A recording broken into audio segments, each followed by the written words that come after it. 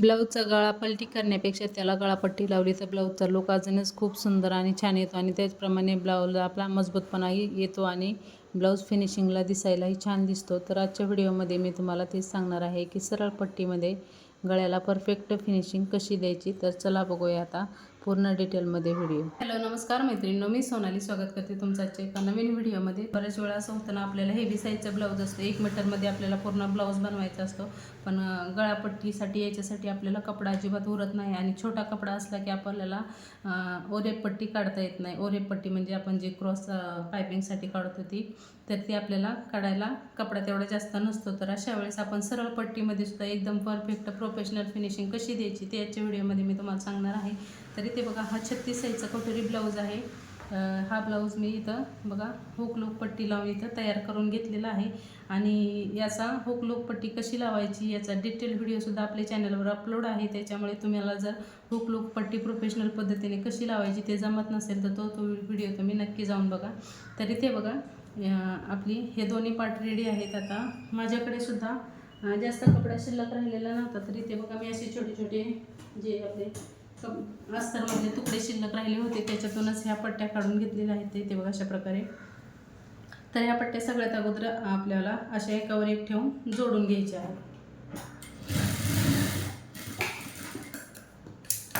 तर आपण दोन्ही पार्टसाठी एकत्र जोडून घेऊया, म्हणजे एक लांब पट्टी तयार करून घेऊया, म्हणजे दोन्हीला आपण एकत्रच होऊन जाईल.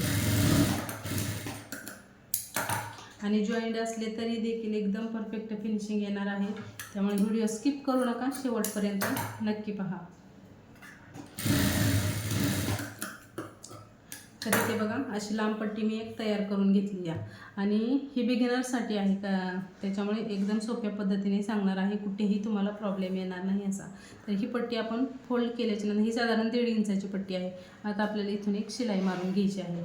तर ती कशासाठी ते पण मी तुम्हाला पुढे सांगणार आहे.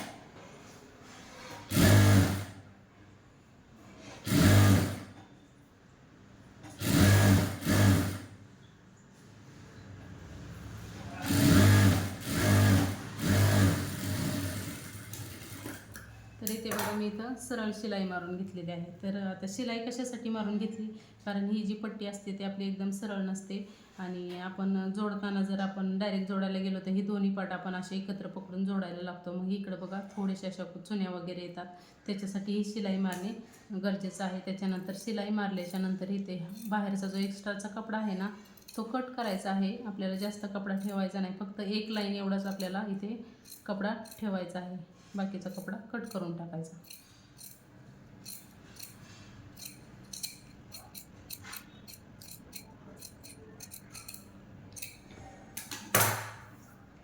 तर इथे बघा अशा प्रकारे ही आपल्याला पट्टी रेडी करून घ्यायची आहे.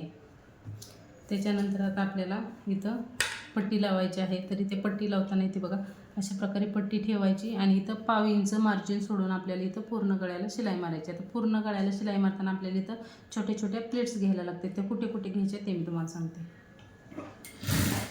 इथून इथपर्यंत आपल्याला सरळ घ्यायची शिलाई. जिथपर्यंत आपण कटोरी जोडली त्याच्यावर आपल्याला इथे एक छोटीशी प्लेट घ्यायची आहे. जास्त मोठ्या नाही घ्यायच्या, एकदम एक लाईन एवढी.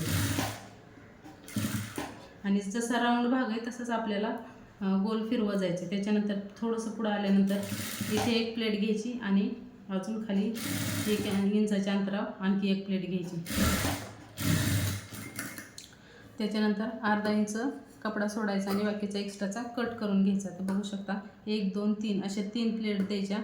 त्याच्यानंतर आपल्याला आतला जो एक्स्ट्राचा थोडासा जास्त असेल कपडा तो इथे कट करायचा आहे, म्हणजे पट्टीच्या बाहेर आपला कपडा दिसत नाही. आता आपल्याला इथे बघा असे छोटे छोटे कट मारून घ्यायचे, म्हणजे आपली पट्टी जी आहे ती फिनिशिंगने पलटली जाते. तर इथे बघा कट मारून घेतली. त्याच्यानंतर आता पट्टी जी आहे ती अशा प्रकारे आपल्याला पलटी करायची आहे आणि याच्यावर आपल्याला दाब शिलाई मारून घ्यायची आहे. आणि दाब शिलाई आपल्याला ही जी पट्टी जोडली त्याच्यावर एकदम किनारीला मारून घ्यायची आहे.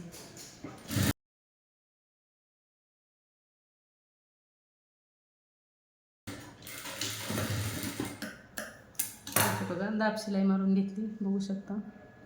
आता ही जी पट्टी आहे ती पूर्णपणे आपल्याला आतमध्ये टाकायची, अशी बघू शकता. ही अशी टाकायची आणि आपल्याला इथं परत एकदा किनारीला एक शिलाई मारून घ्यायची आहे. आणि तुम्हाला जर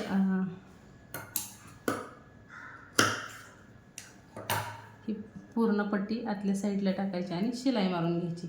आता ही पट्टी आतमध्ये टाकायच्या अगोदर तुम्हाला जर इनविजिबल शोल्डर जोडायचे असतील, म्हणजे पूर्ण पॅक इथून दिसणार नाही, तर इथं शिलाई मारायच्या अगोदर आपल्याला इथे बघा अशा प्रकारे ही जोडायचं असतं. इथं बघा अशा प्रकारे ही जी पट्टी आहे अशा प्रकारे ठेवायची. ही बघा पट्टी बाहेर आहे, इथे जी आपली शिलाई आहे ना ते पाठीमागचा जो आपला भाग आहे तो बरोबर शिलाईच्या इथे ठेवायचा आणि इथे एक शिलाई मारून घ्यायची.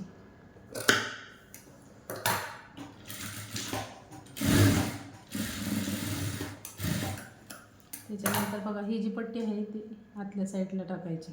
ओके, आणि आपल्याला पलटी करून इथं शिलाई मारून घ्यायची.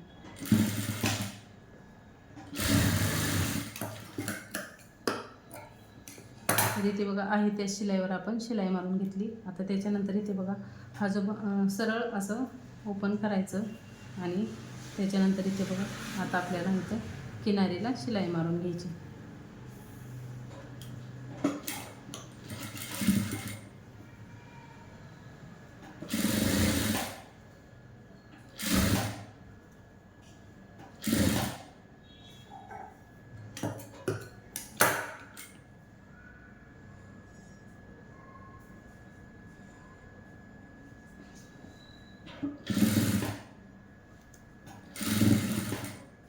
आणि हा जो पुढचा एक्स्ट्राचा भाग आहे तो आतल्या साईडला असा फोल्ड करायचा आणि नंतर पट्टी अशी आतल्या साईडला फोल्ड करून नंतर आपल्याला इथं शिलाई मारून घ्यायची आहे.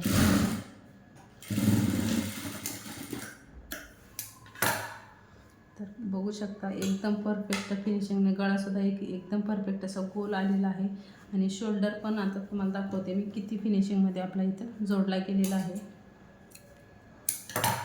त्याच्यामुळे इथं शोल्डरचे जे आपले हे धागे वगैरे असतात ते निघत नाही आणि शोल्डर बाहेर येत नाही. त्याच्यानंतर तुम्ही इथे हात शिलाई देखील करू शकता किंवा मग इथं आपण डायरेक्ट दुसरी शिलाई मारली तरीही चालते. तर मी इथं शिलाई मारते.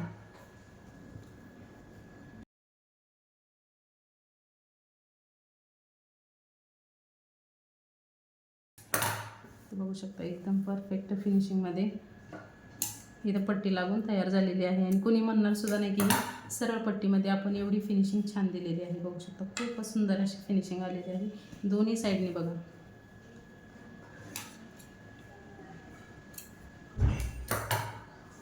तर अशाच नवनवीन टेलरिंग टिप्स दररोज जाणून घेण्यासाठी सोनालीज क्रिएशनला सबस्क्राईब नक्की करा आणि फेसबुकवर बघत असाल तर फॉलो नक्की करा.